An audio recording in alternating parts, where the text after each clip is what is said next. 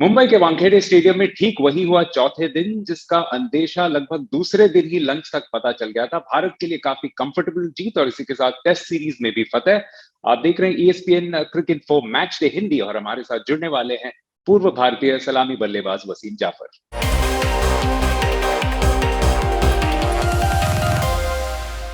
वसीम, आपका बहुत बहुत स्वागत है ESPN cricket for match day Hindi में। सबसे पहली बात जो करेंगे कि भारत की बादशाहत कायम है इसी के साथ भारत में, क्योंकि आप अगर भारत का रिकॉर्ड देखें तो 2012 में इंग्लैंड के बाद इंग्लैंड से हारने के बाद एक भी सीरीज नहीं हारे और तो और 32 और 2 की उनकी विन और लॉस की रेशियो है।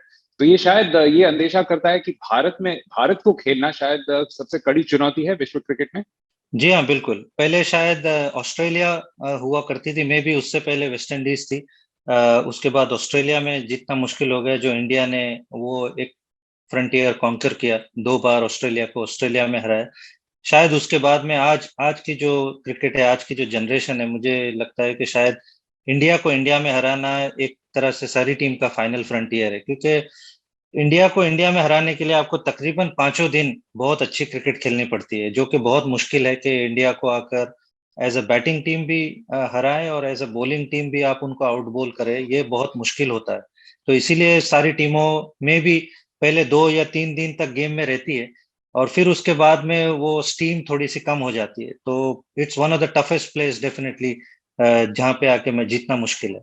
चलिए, आज चौथे दिन का जितना भी खेल हुआ 45 मिनट का लगभग, उसके दो किरदारों पर थोड़ी सी नजर डालते हैं, क्योंकि निकल्स काफी अच्छी तरह से संघर्ष करते रहे अपने टीम के लिए, लेकिन उनको नाकाम और उनके साथियों को नाकाम करने में बड़ा हाथ निभाया जयंत यादव ने। तो दोनों की बात करेंगे। सबसे पहले निकल्स के बारे में क्या कहना चाहेंगे? काफी एप्लीकेशन दिखाया और शायद एक मिडिल ऑर्डर के स्तंभ बन सकते हैं आगे चलकर न्यूजीलैंड के लिए।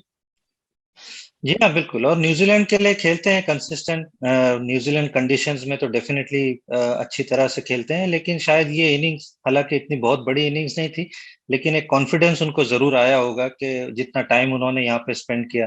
डैरेल मिचेल भी जिस तरह से उन्होंने कल खेला और जो एप्लीकेशन दिखाया, जो अटैकिंग एबिलिटी उन्होंने दिखाई, हम T20 में तो उनको देख ही चुके हैं, लेकिन जिस तरह से उन्होंने डिफेंस और अग्रेशन का वो दिखाया है, तो कहीं ना कहीं ये दो थोड़े स्टैंड आउट, थोड़ा लिमिटेड स्टैंड आउट परफॉर्मेंस, जिससे मुझे लगता है न्यूजीलैंड टीम को थोड़ी खुशी होगी। और जयंत यादव, आप उन्हें काफी करीब से जानते होंगे, खेल चुके होंगे उनके खिलाफ, तो कितना श्रेय उनको जाता है? क्योंकि बहुत लिमिटेड मौके मिलते हैं, भले आईपीएल में हो या भले भारतीय टीम के लिए हो, लेकिन कभी भी उन्हें मौका मिलता है उसे भुनाने में कामयाब होते हैं। तो क्या ये उनके मानसिकता की तरफ अंदेशा है?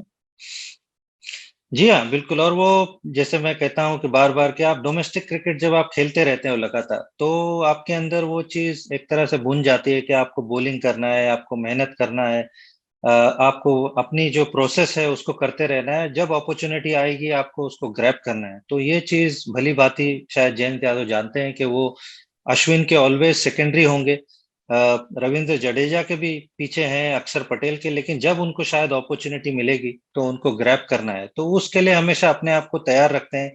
आईपीएल खेलते हैं तो डेफिनेटली वहां भी कंसिस्टेंट प्लेयर नहीं है कि लगातार उनको 13-14 मैच मिलते हैं, लेकिन जब भी मिलता है वो अपनी तरफ से कोई कमी नहीं छोड़ते हैं। पिछली बार भी मेरे ख्याल से 2016 में जब वानखेड़े खेले थे, वहां 100 बनाया था उन्होंने।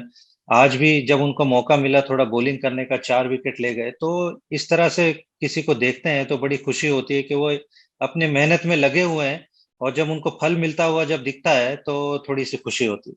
चलिए जयंत, जरूर एक बड़े पॉजिटिव थे इस चौथे दिन का। पूरे टूर के या पूरे सीरीज के बारे में बात करते हैं कि भारत ने क्या खोया क्या पाया। सबसे पहले थोड़ी बहुत जो वीकनेस दिखाई दी, सीनियर बल्लेबाज चेतेश्वर पुजारा और अजिंक्य रहाणे अभी भी अपने फॉर्म के साथ जूझ रहे हैं और ये थोड़ी सी चिंता के का विषय बन सकता है। जी हाँ, बिल्कुल। और शायद अजिंक्य रहाणे ने सिर्फ एक ही टेस्ट मैच खेला है, तो वो अपने जो कानपुर की जो फर्स्ट इनिंग होगी उनसे बड़े डिसअपॉइंट होंगे कि वहां पे पिच अच्छी थी, पहला दिन पे वो बैटिंग कर रहे थे, और सब कॉन्टिनेंट में, इंडिया में खास करके पहले 2-3 दिन विकेट अच्छा खेलता है, उसके बाद में थोड़ा मुश्किल हो जाता है रन बनाने। तो वो कहीं ना कहीं डिसअपॉइंटेड हो गए कि वो अपॉर्चुनिटी उन्होंने लूज कर दी। पुजारा भी, हालांकि उन्होंने 40-45 रन बनाए, लेकिन जिस तरह से हम पुजारा को जानते हैं कि जो अगर वो 20 या 25 क्रॉस करते हैं तो बड़ा स्कोर बनाते हैं, तो वो भी अगेन डिसअपॉइंटेड होंगे और एक चिंता का विषय जरूर होगा, क्योंकि इतनी बड़ी सीरीज आने वाली है साउथ अफ्रीका। हम साउथ अफ्रीका में अभी तक कोई सीरीज नहीं जीते और वहां पर मैं बार बार ये कहता हूं कि इंडिया को अगर अवे फ्रॉम होम जीतना है तो हमको लगातार 400 रन बनाने होंगे। अगर हम 400 रन नहीं बनाते हैं तो हमारी बॉलिंग के ऊपर बहुत ज्यादा प्रेशर आ जाता है, और हमारे पास आज ऐसे बॉलर हैं जो हमको 20 विकेट निकाल के दे सकते हैं, लेकिन प्रोवाइडेड हम रेगुलरली 350 400 रन बनाए हर इनिंग में, तो उसके लिए हमारे बैट्समैन को कंसिस्टेंटली रन बनाना बहुत जरूरी है। तो चेतेश्वर पुजारा हो गए या फिर रहाणे हो गए, इवन विराट हो गए, या नंबर 6 पे ऋषभ पंत है, उनको थोड़ा कंट्रीब्यूट कंसिस्टेंटली करना होगा हमको अगर अवे फ्रॉम होम जीतना है तो।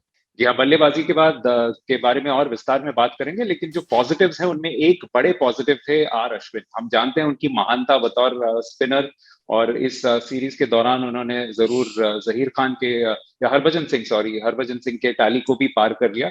लेकिन ये बताइए कि क्या खासियत है उनमें कि इस उम्र में भी जिस जिस स्टेज में अपने करियर के अपने आप को निरंतर इंप्रूव किए जा रहे हैं, और बल्लेबाज कैसे उन्हें पढ़ नहीं पा रहे? नहीं, एक तो उनके पास डेफिनेटली स्किल बहुत आउटस्टैंडिंग है, और जानते हैं कि इस कंडीशन में कैसे बॉल डालना होता है, और वैरायटी भी है, बहुत सारी स्किल्स है उनके पास, डिफरेंट डिफरेंट बॉल्स है। तो बैट्समैन के लिए हमेशा क्वेश्चंस पोज करते रहते हैं, और ऐसा नहीं है कि सिर्फ इंडिया ही में अच्छा किया है, recently out out of India भी बहुत अच्छा परफॉर्मेंस किया है, लेकिन लेटली थोड़ा सा अवे फ्रॉम होम इतने कंसिस्टेंटली मैचेस उनको नहीं मिलते, रविंद्र जडेजा को प्रिफर किया जाता है, तो थोड़ा उनके लिए भी थोड़े दुख की बात है कि मे भी वो चाहते होंगे कि इंग्लैंड में खेलें। ऑस्ट्रेलिया में उन्होंने थोड़ा डिसेंट परफॉर्मेंस किया था, स्टीव स्मिथ को आउट किया हमने देखा, लेकिन इंडिया में तो उनका कोई जवाब नहीं। इंडिया में definitely he is one of the best, but away from home also थोड़ा सा आउट ऑफ फेवर हो गए हैं, but he is one of those guys who always comes back. हमने आईपीएल में भी ये चीज देखा है कि वो आईपीएल में भी उनको कमबैक जिस तरह से हुआ, T20 इंटरनेशनल में उनका कमबैक हुआ इस बार, और आके वापस से उन्होंने बहुत बढ़िया परफॉर्मेंस की। So he is always the one who proves people wrong, he always comes back harder. Batting में भी जब मौका मिलता है he comes out and perform. Sydney test match बचाने में उनका बड़ा हाथ रहा है, तो he is one of those fighters who always comes back and never gives up. So really admire his skill and his craft. चलिए, अश्विन से ही सीधा जो आखिरी पॉइंट है उस पर आ जाते हैं। आपने साउथ अफ्रीका टूर का भी जिक्र किया कि कैसे वो शायद भारतीय क्रिकेट के लिए एक फाइनल फ्रंटियर सा बन गया है। अभी वही सीरीज इसके बाद आना है, तो भारतीय सिलेक्टर्स के लिए काफी एक अच्छा हेडेक है, बहुत सारे ऑप्शंस है। बल्लेबाजी की बात करते हैं कि मिडिल ऑर्डर में काफी सारे विकल्प इस सीरीज में आ चुके हैं। श्रेयस अय्यर के रूप में हनुमा विहारी अभी भी टीम से बाहर हैं, तो आप किस तरह से देखते हैं शायद 11 का कैसा कैसा चयन हो सकता है उस सीरीज में? जी, मेरे हिसाब से तो केएल और रोहित डेफिनेटली ओपन करेंगे, लेकिन शायद पहले 2 टेस्ट मैच में तो स्पेशली मैं चेतेश्वर पुजारा और अजिंक्य रहाणे को रखूंगा, क्योंकि उनके पास एक्सपीरियंस है, वो कंडीशंस में खेले हुए हैं, परफॉर्मेंस किए हुए हैं। तो आपको उनको शुरू में तो डेफिनेटली खिलाना होगा, उनको आप पहले तो ड्रॉप नहीं करोगे। तो Cheteshwar Pujara number 3, Virat number 4, Ajinkya number 5, and then आप में भी श्रेयस अय्यर को खिलाओगे, या फिर आप हनुमा विहारी, ये शायद में भी अगर हम वहां पे प्रैक्टिस मैच मिलते हैं तो शायद उस पर डिपेंड कर सकता है, बट मोस्टली मुझे लगता है कि शायद they go with Shreyas Iyer, then Rishabh Pant obviously comes back.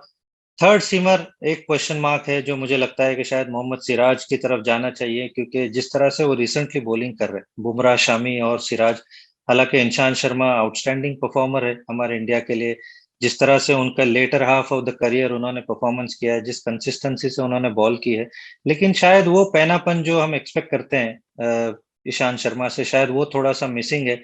तो कहीं ना कहीं मुझे लगता है कि सिराज थोड़ा उनके आगे हैं अभी एट दिस स्टेज। तो थर्ड सीमर मेरी चॉइस होगी Mohammed Siraj. And then again एक जो स्पिनर की डिबेट की बात हम करते हैं कि अश्विन होगा या Jadeja, that that question mark I think has to answer by Virat Kohli और राहुल द्रविड़।